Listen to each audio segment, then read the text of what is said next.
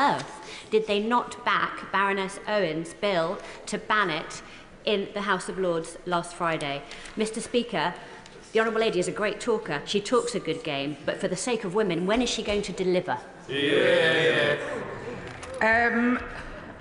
As somebody who has went into the Home Office and found a load of things that have been dwindling for 3 years undone from people saying things at this dispatch box, I take umbrage. But what I will say is that this government will, in this session, do exactly what we said we did, and we will ban deep fakes. And as a victim of it myself, I understand the importance.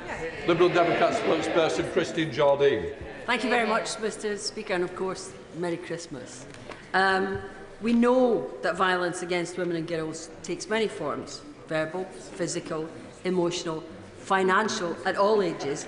But one of the most insidious forms is that online abuse. But with technology developing faster than legislation can respond, the ways that it's used, like deepfakes, is also developing faster than legislation can respond. And the use of generative AI to create fake intimate images leaves many women vulnerable. I know that this is something that the Minister cares deeply about. So can she tell us what steps the Government are going to take to ensure it's tackled properly?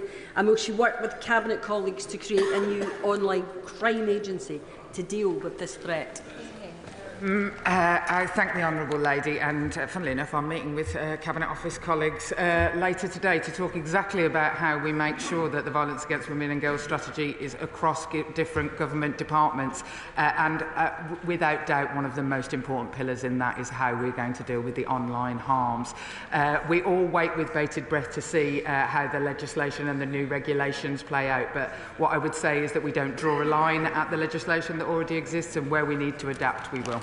Aldridge. For Mr. Speaker. Thank you, Mr. Speaker. Well, with permission, I will answer questions 4 and 11 together. Conversion practices are abuse. They have no place in society and must be stopped. The Conservatives promised to ban conversion practices 6 years ago and failed to deliver. They then dropped it from their manifesto this summer. We're getting on with the job and are working hard on legislation to deliver a trans-inclusive ban that offers protection from these harmful practices, whilst also preserving the freedom for individuals to explore their identity and respecting the important roles of those supporting them. We will publish our draft bill later this session, as outlined in the King's Speech.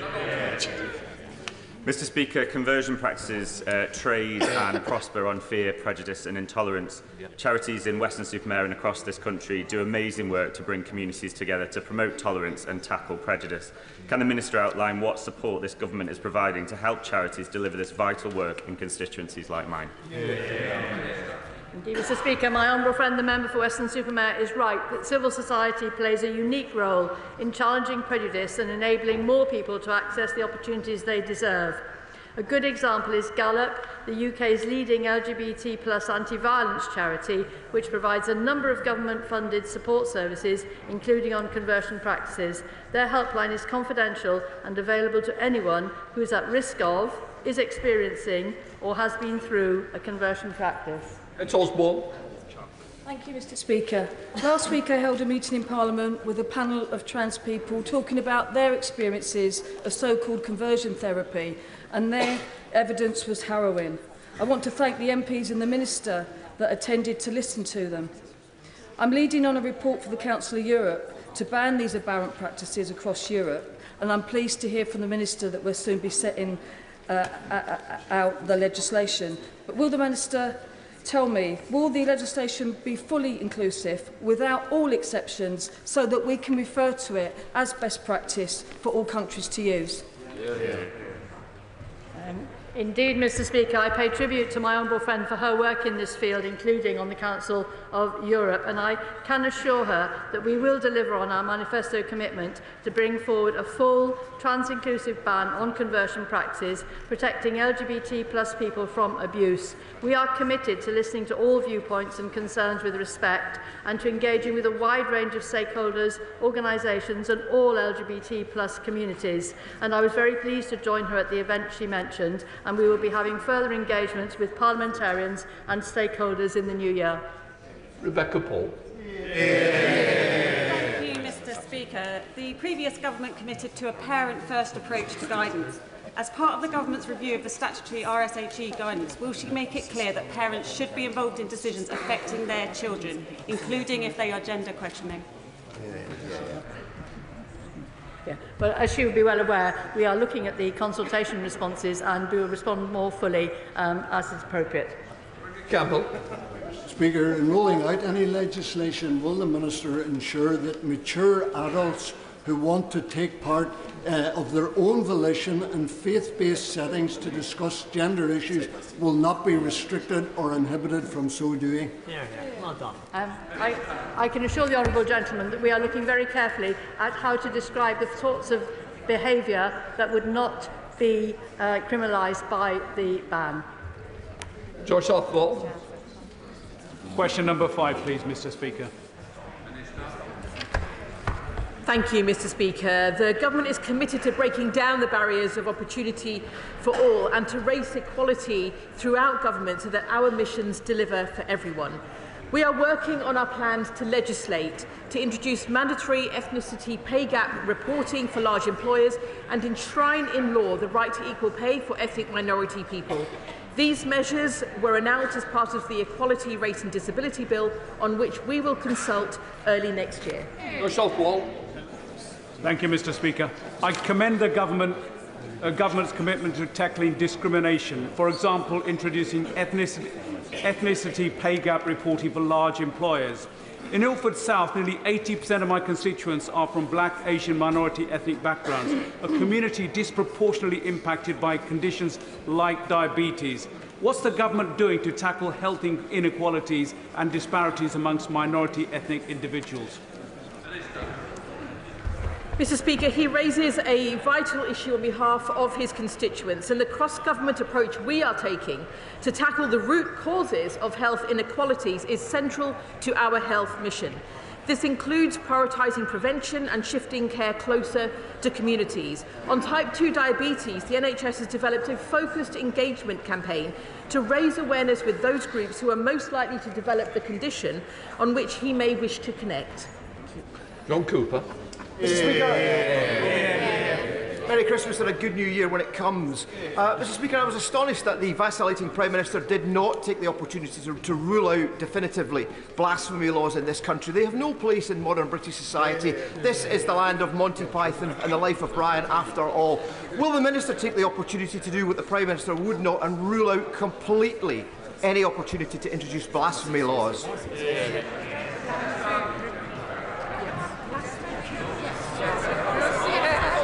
Yes. Sarah Owen, Chair of the Select Committee. Merry Christmas, Mr. Speaker. Following the summer's racist riots, the Runnymede Trust reported Islamophobia is reaching fever pitch. Mosques attacked and threatened, cars vandalised with Nazi swastikas. All this has left many Muslims feeling unsafe, but it is especially true for women. Women have reported having hijabs pulled off, racist abuse and threatened with physical violence. This is something we will have heard from all our own constituents, but the extent to which Islamophobia and misogyny is systemic in the structures we rely on means Muslim women bear the brunt of the intersectional hatred of the far right and, sadly, sometimes mainstream media. Does the Minister see the need for an agreed definition of Islamophobia and understanding of the impact of Muslim women?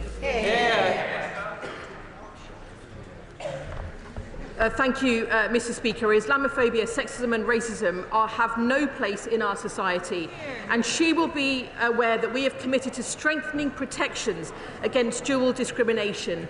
My colleague, the Minister for Safeguarding, is also working on the issues addressing hate crime against Muslim women. I'm also pleased to see the work that my Honourable Friends Committee is going to be undertaking on the specific challenges facing Muslim women in the UK today, and I look forward to following the work of that committee. Speaker, I recently met with a group of women from Bangladeshi origins in my constituency who are desperately trying to find work, which is not easy, especially after the decimation of the textile industry in my constituency of Leicester South. As English is not their first language and all potential employers not having the capacity or the time to meet the DWP's demands for a written proof of job application and interviews, they're finding it extremely stressful and affecting their mental health, especially when threatened with sanctions. Does the Minister agree with me that more empathy is needed to be built into the system? I thank the honourable gentleman. He's raised an important point, and I will ensure that he has a meeting with the relevant minister to discuss it. Shadow Secretary of State Clerk continue. Thank you, Mr. Speaker. The Secretary of State said that background should be no barrier to success. But what message does it send to our young people when they're told there are some job opportunities they cannot apply to solely based on the colour of their skin? Equality in this country must mean equality of opportunity, not putting some people in society on a pedestal above others. So will the Minister write to all public bodies to make it crystal clear that the state should not be sanctioning race-based hiring policies?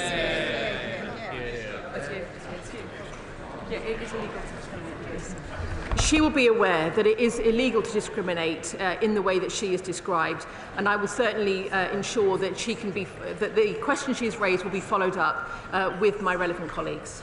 Those in writing, we come to topicals. Item 1, Mr. Speaker. Thank you, Mr. Speaker. Earlier this month, the government set out our plan for change, a plan to raise living standards for everyone.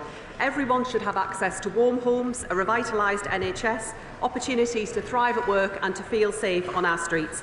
And I am proud to be driving our mission to ensure that background is no barrier to success and that every child has the best start in life. This week marks the end of Disability History Month, during which my right honourable friend, the Minister for Disability, has met with disabled people and disabled people's organisations and set up a network of lead ministers for disability across every government department. Those in writing. Last week, I visited Northamptonshire Domestic Abuse Services. We discussed, as Domestic Abuse UK estimates, that reported incidents spike up to 20% during the Christmas period. Can the Minister tell me what the government is doing to ensure that those affected by domestic violence can get support at this time of year? Can I thank my honourable friend for that important question and pay tribute to the work of Northamptonshire Domestic Abuse Services and everyone working across domestic violence and sexual abuse services this Christmas. I know from my own experience working in such services over this Christmas period how busy it can be. But I want to send a message to all victims that support is always there when you need it, even at Christmas, and the police will always respond where they are called, where there are serious concerns.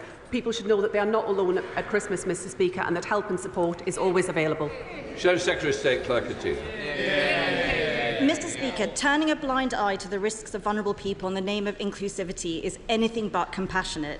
We know that cousin marriage significantly increases the risk of childbirth defects and locks women into coercive relationships. The Right Honourable Member for Basildon and Billericay brought forward sensible legislation to ban this practice. Why won't the government support it? Mr. Speaker, the government will of course always keep such issues under review, and I'll make sure the Minister in the relevant department speaks with the Right Honourable Lady on this topic. Absolutely. Big picture. Mr. Speaker, please.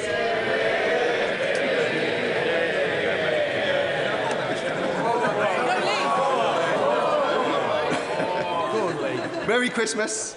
Recently I attended an RNIB event highlighting challenges faced by blind and visually impaired people navigating past parked cars, forcing them to walk into the road. My inspirational wife is one of those people who takes her life into her own hands every time she walks into the road. Can I ask what the government will do to help make our streets safer and make them more navigable in the future? Mr. Speaker, my honourable friend raises a good example of the kind of topic that we need to work across government on, and I was pleased to chair the first meeting of the cross-government disability lead ministers yesterday. The Department of Transport has consulted on the problem that he's raised, which can be very serious for people with a sight impairment, and the Department is considering the options for tackling the problem, and I very much hope that he'll let me know what he finds out in his walk around the constituency shortly. Gregory Stafford. Thank you, Mr. Speaker. It's always nice to get a cheer, Mr. Speaker. As a former treasurer of the Oxford Union, I was disgusted that 3 weeks ago there was a debate that descended into a mess of anti-Semitism, where the students voted in a majority that they would not have reported Hamas's plans if they'd known them prior to the 7th of October attacks. Will the Secretary of State write to the Oxford Union and say that anti-Semitism has no place in our society, and especially not our universities? the government could not have been clearer in terms of our position on anti-Semitism. There is no place for anti-Semitism in our society, nor for any form of racism. That applies whether it's within educational settings in any other part of our society. That's been made very clear indeed. Thank you. That completes questions. We now come to Prime Minister's questions. Chris Hinchcliffe. Question number 1, Mr. Speaker. Thank you, Mr. Speaker. Yesterday I met the brave men and women serving on HMS Iron Duke and the troops serving in Operation Kabaret in Estonia. This Christmas, as every Christmas, members of our armed forces will be serving overseas, working day and night to protect Britain's national security. And I know that the whole House will join me in sending our deepest thanks to them, to our emergency services and everyone working to keep the country safe over the festive period. Mr. Speaker, may I also take this opportunity at the end of the year to thank you and the House staff for all your hard work this year. And can I wish everyone across the House a Merry Christmas and a Happy New Year. Mr. Speaker, this morning I had meetings with ministerial colleagues and others. In addition to my duties in this House, I shall have further such meetings later today. Chris Hinchcliffe. Thank you, Mr. Speaker, and may I associate myself with the Prime Minister's remarks. In 2021, Kerry and Francis Menai Davis, who live in my constituency of North East Hertfordshire and are in the gallery here today, tragically lost their son Hugh at the age of just 6 to a rare form of cancer. Now they are courageously campaigning to ensure that every parent who must leave work to look after a sick child in hospital gets the financial support that they need from day one. Will the Prime Minister meet with them and me to discuss implementing Hugh's law and giving their son a legacy that improves the lives of families at the most difficult time imaginable? Mr. Speaker, can I pay tribute to Kerry and Francis? It is a heartbreaking case and commend them for their campaign on behalf of other families. I know the Minister for Social Security and Disability met the family yesterday, but no parent should endure losing their child to cancer, particularly at such a young age.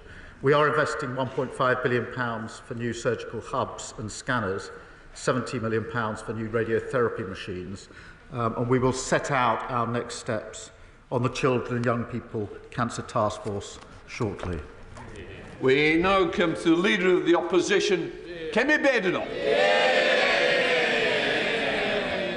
Mr. Speaker, can I send my warmest wishes to our armed forces at home and overseas, to the emergency services and everyone who will be working over Christmas. And can I wish you, Mr. Speaker, the House staff and all members of this House a very Merry Christmas. Mr. Speaker, for years, the Prime Minister and his cabinet played politics with the WASPI women. The Deputy Prime Minister said Conservatives were stealing their pensions. She promised to compensate them in full. Another broken promise. Now they admit we were right all along. But let's ask about another group of pensioners whose trust... Let's ask about another group of pensioners whose trust was broken. Since the Chancellor cut winter fuel payments, how many extra people have applied for pension credit? Mr. Speaker, the number one job of this government was to put the finances back in order after the last government lost control. They left a £22 billion black hole and we had to take tough choices. We made sure the most vulnerable pensioners do get the winter fuel payment, and we have been encouraging and driving up eligibility for pension credit, so saying up to their entitlement. And she should join that campaign. But, Mr. Speaker, here's the difference. Because we've stabilised the economy, we can commit to the triple lock. That means that next April, pensioners get another £470. But here's the difference, because 2 weeks ago, the Shadow Chancellor said the triple lock is unsustainable, their position. So pensioners would lose out under the Tories yet again. Mr. Speaker, he didn't answer the question because he doesn't know the answer. There are 850,000 eligible pensioners not claiming pension credit. If they sign up, If they sign up, that will cost the Treasury £2.3 billion, wiping out the savings that the Chancellor claimed she would make.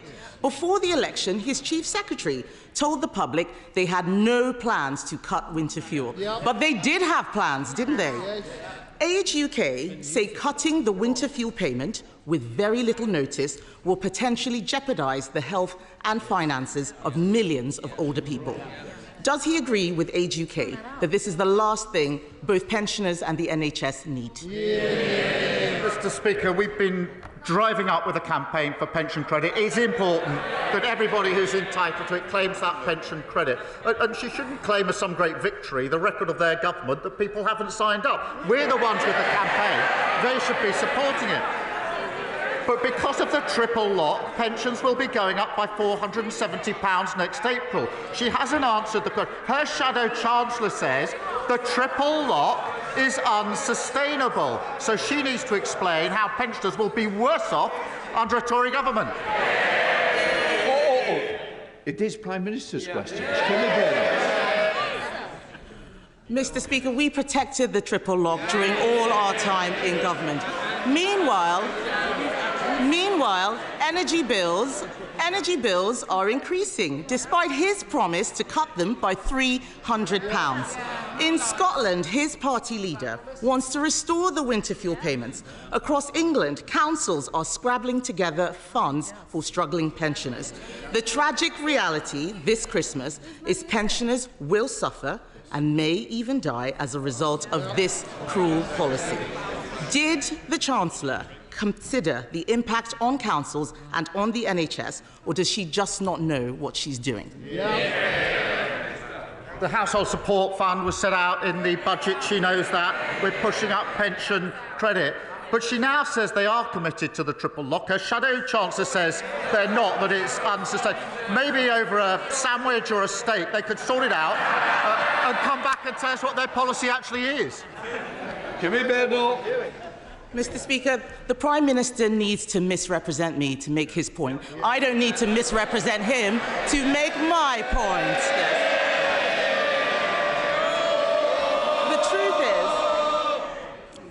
The truth is, he didn't think this through.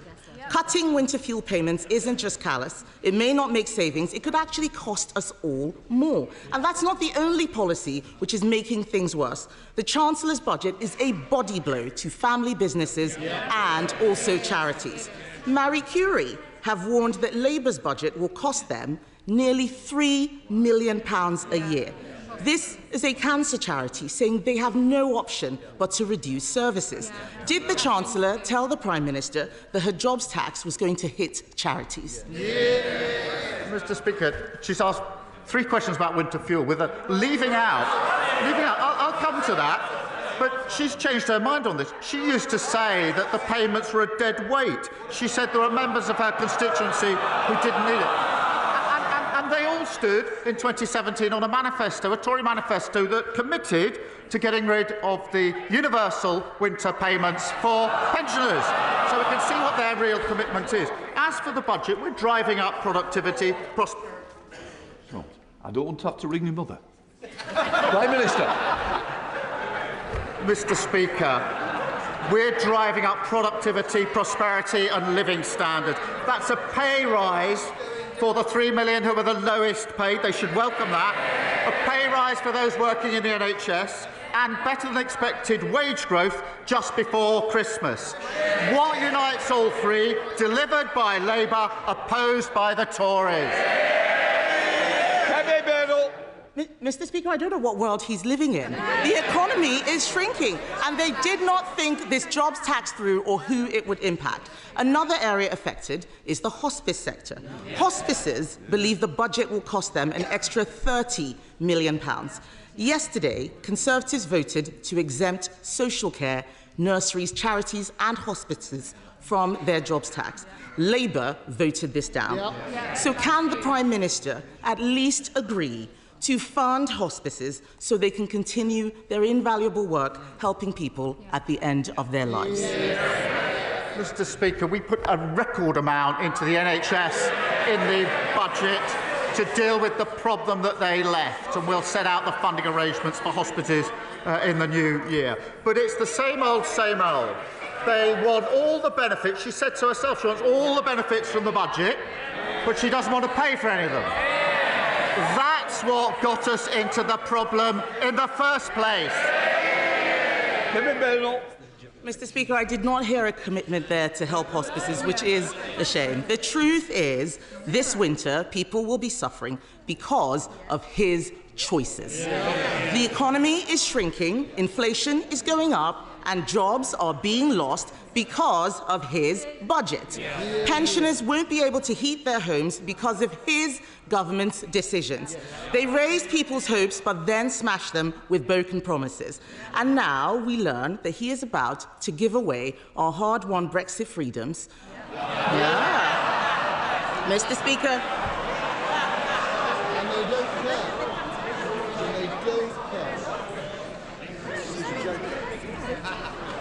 All right. Mr. Speaker, now we learn he is about to give away our hard-won Brexit freedoms. The truth is, they are punching the British people in the face, literally in the case of one of his MPs, and he will pretend that this is about the past. But we all know these are his choices, bad choices. If he's looking for a New Year's resolution, why doesn't he start with telling the truth? I'll do it now. £22 billion black hole left by that. Record numbers on the waiting lists. It's not a good time to leave the chamber, is it? Prime Minister. Mr. Speaker, £22 billion black hole. Record waiting list with our NHS. They should hang their heads in shame. Immigration completely out of control. Nearly 1 million net migration. She was the cheerleader for all of that. She wants the truth. That's the truth. That's why they're sitting there. Mr. Speaker, whilst they cart from the sidelines, talking the country down, this government is getting on with the job. Record funding for the NHS. Money for our trains, buses, and yes, Mr. Speaker, potholes. Pay rises for 3 million of the lowest paid. Wages growing faster than inflation. Planning laws reform. Great British Energy set up. We're only getting started. Next year we'll continue to rebuild, no matter what the blockers opposite say. Amanda Martin. Thank you, Mr. Speaker, and can I echo the words of the Prime Minister and thank you and all of our staff in this place alongside our armed forces and our emergency services and wish them a Merry Christmas. Mr. Speaker, March 2025 marks 20 years since the death of the only Member of Parliament to have held all four great offices of state: the Foreign Secretary, the Home Secretary, the Chancellor and the Prime Minister. Mr. Speaker, James Callaghan was a true Portsmouth great and went to the same school as another true Portsmouth great, my dad, Terry Nolan. Does the Prime Minister back my bid for a plaque to be added to his former home in Copner, and will he come along to Portsmouth next year to unveil it? Well, I thank her for her question. Jim Callaghan was a giant of the Labour movement and a great public servant. Mr. Speaker, he left school at 17, served in our Royal Navy before becoming the Home Secretary, Foreign Secretary, Chancellor and, of course, finally Prime Minister. And as a proud son of Portsmouth, I'm sure he'd be honoured to be remembered in such a way. Happy Christmas.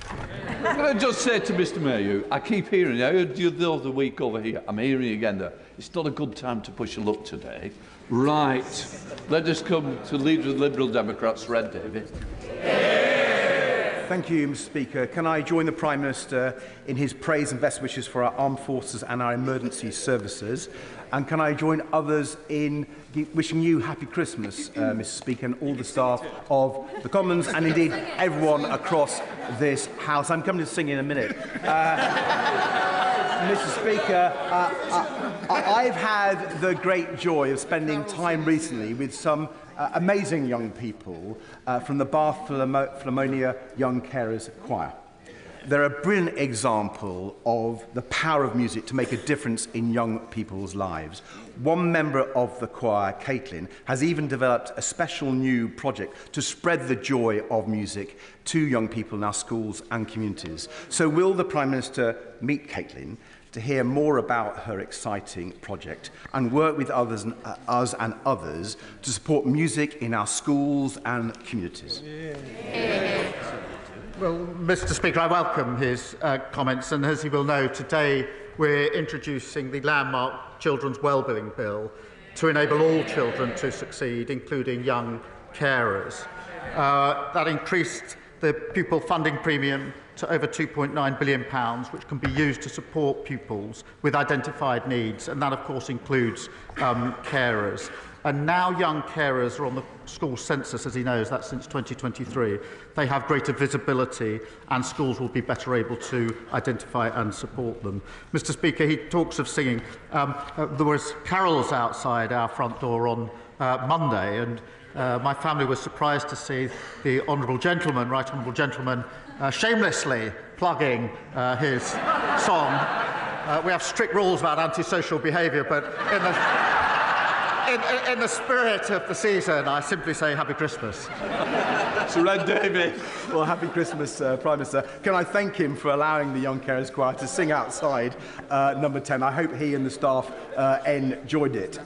Our song is called Love Is Enough, but the hard truth is, for many young carers and young adult carers, actually love is not enough. These amazing young people need real action to help them with the challenges they face. So in addition to the measures that the Prime Minister just talked about, will he support the Carers Trust's Young Carers Covenant to make sure across government, across local authorities, we are supporting these young people with all the support they deserve? We should support these young people, and we continue to work across the sector to ensure all schools identify, support and record data on young carers. And of course, Mr. Speaker, we boosted the carers allowance in the budget, but I agree with him in relation to these young carers. Thank you, Mr. Speaker. Can I associate myself with the remarks of the Prime Minister in wishing everyone a very happy Christmas this year? For many in my constituency and indeed across the country, particularly those in temporary accommodation, it won't be a happy Christmas. On the Tories' watch, temporary homelessness more than doubled. So what is the government doing to support families and children living in temporary accommodation, particularly this season? Well, she's right about the appalling inheritance, which included record numbers sleeping rough, almost 160,000 children living in temporary accommodation. Speaker, we're delivering nearly £1 billion into councils to tackle homelessness, including increasing funding in Bolton over the next year. That includes dedicated support with housing, with mental health, and with employment. But we're also committed to tackling the root causes, and that's why we're building 1.5 million new homes and abolishing Section 21 no-fault eviction, something they said they were going to do and repeatedly failed to do. Ben Lake. In 2022, the Prime Minister supported calls for fair and fast compensation for 1950s women impacted by the changes to the state pension. And yet, just yesterday, his government rejected those same calls out of hand. Mr. Speaker, is this what the Prime Minister meant when he promised to lead a government of change? Mr. Speaker, this is a serious issue. Between 2005 and 2007, there were, I think, a 28-month delay in letters to women born in the 1950s about changes to pension age. That was unacceptable, and it was right that the government apologised for that. In 2011, the former Chancellor, George Osborne, then accelerated those changes with very little notice. That equally was unacceptable, and Labour opposed it at the time. It is a serious issue. It's a complex issue. The research, as he knows, shows that 90% of those impacted knew about the changes that were taking place. And I'm afraid to say the taxpayer simply can't afford the tens of billions of pounds in compensation when the evidence does show that 90% of those impacted did know about it. That's because of the state of our economy. Brady. Thank you, Mr. Speaker. Recent data shows that almost 11,000 Scots have been waiting for hospital treatment for over 2 years after referral. The equivalent number in England is around 113. Would the Prime Minister agree with me that this shows the catastrophic damage the SNP government have done to the Scottish NHS? Well, he's right when he says the SNP is letting down patients in Scotland. As the Scottish Auditor General says, greater leadership is needed in the Scottish NHS.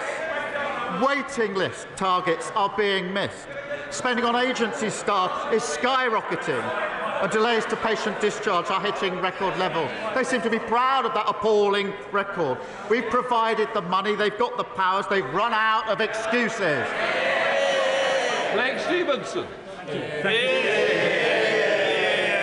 you, Mr. Speaker. Since the summer, thousands of commuters using Harlington and Flitwick stations have had to put up with nearly 8% of trains being cancelled in the evening peak, and nearly a third of trains that do arrive are more than 5 minutes late.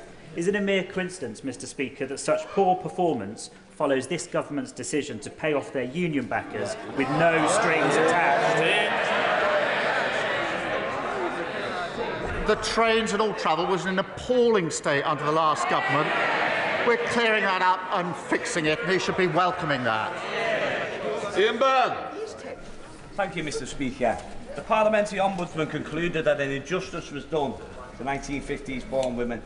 It ruled that they are owed compensation and asked Parliament to intervene to deliver justice. In my constituency of Liverpool, West Derby, I have more than 5,000 women affected. And alongside a great many members in this House, I believe these women are owed compensation for the injustice done to them at the hands of the state. So will the Prime Minister give members the opportunity to vote on whether they believe WASPI women are owed compensation? Well, Mr. Speaker, I've just set out the factual background and the percentage that knew about the change. And the simple fact of the matter is, in the current economic circumstances, the taxpayer can't bear the burden of tens of billions of pounds in compensation. Well, they're chuntering away. In 14 years, they accelerated the changes and not once spoke about compensation. Rebecca Smith. Thank you, Mr. Speaker. My constituents, Caroline and Savannah, are just two of thousands across Devon, Cornwall and beyond who are living with postural tachycardia syndrome and have been unable to access adequate treatment since the retirement of the only consultant available to work with them in July. What action can the Prime Minister take to help me secure the treatment that my constituents need, and will he agree to meet with me and them to discuss the treatment of POTS in more detail? Well, I thank her for raising this important issue on behalf of her constituents. It does underline the critical importance of the NHS workforce plan that we will deliver next summer to ensure that the export workforce is in place to get the NHS back on its feet. I am proud that we're investing an additional £22.6 billion to fix our NHS, and I will, of course, make sure she gets a meeting with the relevant minister to deal with the issues of concern to her constituents. Jodie Gosling. Thank you, Mr. Speaker, and a very Merry Christmas. May I associate myself with the comments of the Prime Minister and my gratitude to all of those that serve our communities over Christmas. I'd like to give special credit to foster carers in Nuneaton and across the UK for the incredibly important role that they play. We know that their care transforms lives, but the foster carers in Nuneaton tell me that there simply isn't the support that there used to be, and over 17% of children are waiting over 4 years for care. Recently, I was made aware of one child who had had 9 home placements before the end of Key Stage 1. Can the Prime Minister ensure that there will be a robust system to provide consistent and swift care when needed? Well, I'm grateful to her for raising this issue because, Mr. Speaker, every single child deserves the best start in life, and there are far too many shocking cases of children being let down. The Children's Wellbeing and Schools Bill is being introduced today, and that does put children's interests at the heart of government policy, and I hope it will be supported across the House. Thank you, Mr. Speaker. Labour promised not to raise taxes on working people, but farmers are some of the hardest working people that I know. Peter Douglas from Jedburgh has looked at the details of this policy, and he says Labour's inheritance tax increase will prevent him passing on his family farm to his son and daughter. They say Labour have betrayed them. They can't trust the Prime Minister to keep his words. They've got a point, haven't they? If he would kindly pass the details of the individual case he's raised to my team, we will look into it. As he knows, we put a record £5 billion into farming over the next 2 years in the budget. Just 2 weeks ago, £350 million was put in to support farmers. That contrasts with the £300 million underspend of the last government on farming.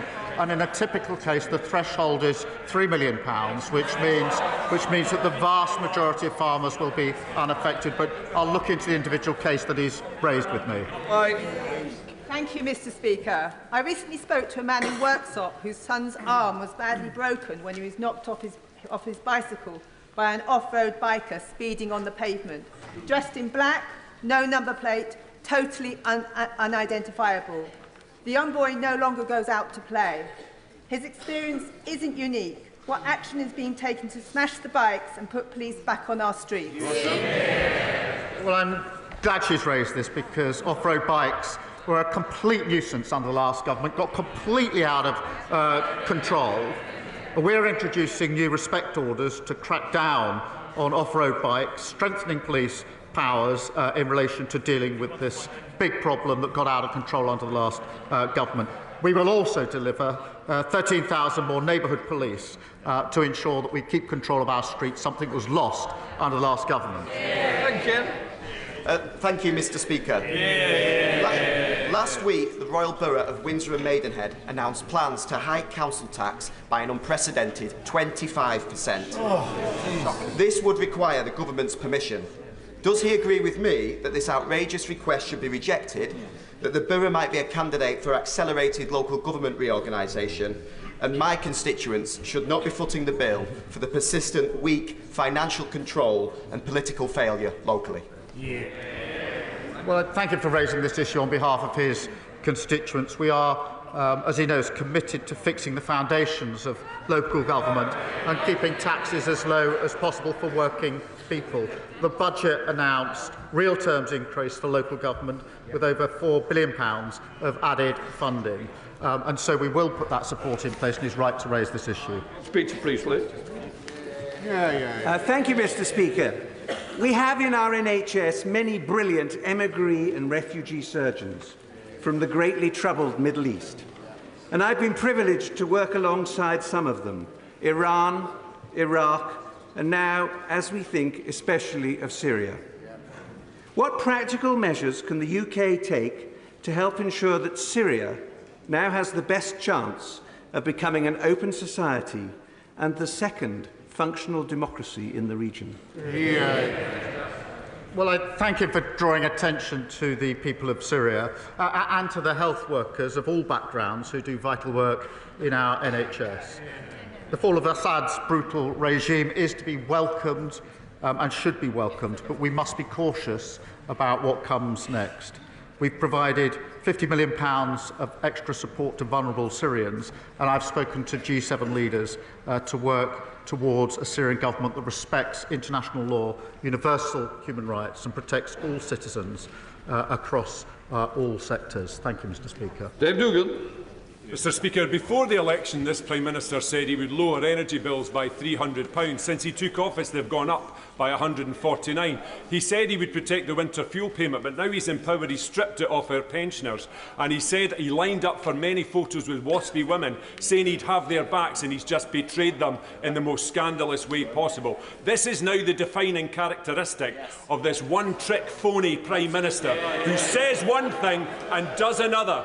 In Scotland, the SNP are 16 points ahead in the polls. Does he understand Does he understand why the people of these islands, especially those of us in Scotland, treat him with such contempt? They used to ask those questions. They used to ask those questions from this sort of area with very many MPs not so long ago. That all changed in July, and he's now carping from right up there. We can hardly hear him. Debbie Abrahams. Debbie Abrahams. Thank you so much, Mr. Speaker. I'm sorry I couldn't hear you over the hubbub. First of all, can I wish you a very Merry Christmas, and all colleagues across the House a very Merry Christmas, and especially the House staff. And also, I associate myself with the remarks thanking emergency services and our armed forces for their service.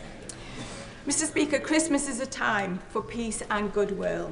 Given there are more conflicts now than at any time since World War II, and that all wars end with a peace, what is the Prime Minister's resolution to work with others for a more peaceful world in 2025? Well, Mr. Speaker, can I thank her for her question? And I'm sure colleagues across the House support the values of the Parliamentarians for Peace, which I know she is involved with, and their work to support human rights across the globe. And that is the sentiment, I think, that we take into this festive period. Thank you. Richard Ford. Thank you, Mr. Speaker. And it was good to hear that the Prime Minister visited British soldiers in Estonia yesterday before they have to spend Christmas away from their families. We would all like to see a lasting peace emerge for Ukraine in the new year, but Putin may take any deal brokered by Trump as a break in which to re-equip and rearm. What will his government do to deter Russia from restarting its imperial war of aggression following any peace deal? Well, can I congratulate him on his appointment to the Intelligence and Security Committee and thank him for raising the question of our troops in Estonia who will be there over Christmas without their families, and they're right on the front line with a very clear sense of purpose as part of our NATO contingent, and we thank them. He's right that we must continue to support Ukraine, and that was the subject of our discussions in Estonia yesterday. Make sure Ukraine is put in the strongest possible position, whether negotiations or not, and be absolutely clear that this conflict could be ended straight away if the aggressor, Russia, backed off. Mother of the House, Diane Abbott. The WASPI women fought one of the most sustained and passionate campaigns for justice that I can remember, year in, year out. We did promise them that we would give them justice. I understand the issue about the cost, but does the Prime Minister really understand how let down WASPI women feel today? I do understand the concern, of course I do. I set out the history, Mr. Speaker, but the research is clear that 90% of those impacted did know about the change. And in those circumstances, the taxpayer simply can't afford the burden of tens of billions of pounds of compensation. But I do understand the concerns. Will Forster. Mr. Speaker, I know the Prime Minister is aware of the case of my constituent, Zara Sharif, who was brutally tortured and appallingly murdered by her father and her stepmother. I want Zara's legacy to be one where she's the last vulnerable child to be killed by people that should have looked after her. Will the Prime Minister ensure that an independent inquest and review is taken into Zara's death and it's held immediately in the new year so we can learn why public authorities failed, so we can ensure that it never happens again? He rightly raises this absolutely harrowing case, and it is important that all the lessons are learned. There is an independent process going on, but we must be clear about overhauling children's social care to keep young people safe and looking again about the framework for homeschooling, amongst other things. So we need to learn those lessons. We are taking steps. There is a process going on at the moment, and I'll update the House in due course. Alan Strickland. Thank you, Mr. Speaker. Can I thank the Prime Minister for the leadership he has shown in securing the £500 million deal to secure the future of the Hitachi rail factory in my constituency, a factory left in the lurch by the party opposite for years. And does he agree? Will he agree with me that what we also need is a long-term plan for our proud high-tech rail manufacturing to drag it out of the mire it was left in by the Tories? Thank you for that question. They really shouldn't groan. I went up to the Hitachi factory earlier this year before the election. The workforce were extremely anxious about the situation because they feared that there would be a gap between contracts. This is a gap that might mean people aren't going to get laid off, and he's chuntering from a sitting position, unable to understand the impact on working people.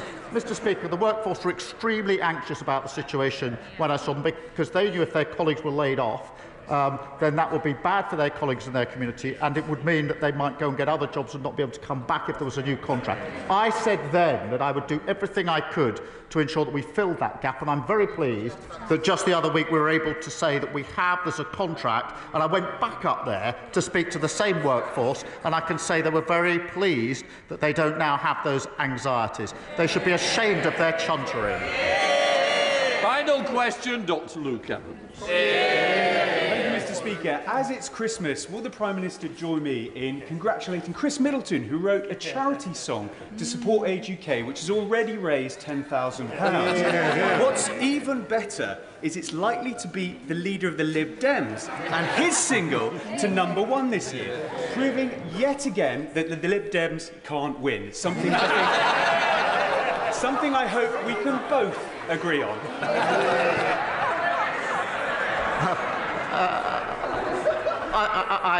I'm not going to adjudicate between the contending singles for the top of the charts, but I will end, Mr. Speaker, this is the last question, I think, by just repeating a happy Christmas and a peaceful New Year to everyone across the House. Right, we'll let the front benches change up.